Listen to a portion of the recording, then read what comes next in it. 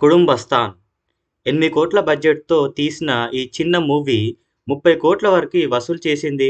మరి ప్రెజెంట్ జీ5లో అయితే స్ట్రీమ్ అవుతుంది. ఒక మిడిల్ క్లాస్ కుటుంబానికి చెందిన నవీన్ అయితే తన లైఫ్‌లో ఎలాంటి ప్రాబ్లమ్స్ ఫేస్ చేశాడు అనే పాయింట్ మీద ఈ మూవీ అయితే తీశారు.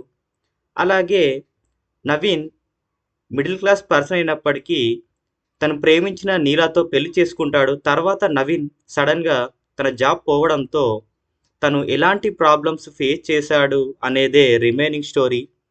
మరి ఈ మూవీ అయితే మణికందన్ గారి యాక్టింగ్ అయితే వేరే లెవెల్‌లో ఉంది. వన్ మ్యాన్ షో అని చెప్పొచ్చు. అలాగే మెయిన్‌గా ఫస్ట్ హాఫ్ ఫుల్ కామెడీతో ఈ మూవీ అయితే స్టార్ట్ అవుతుంది.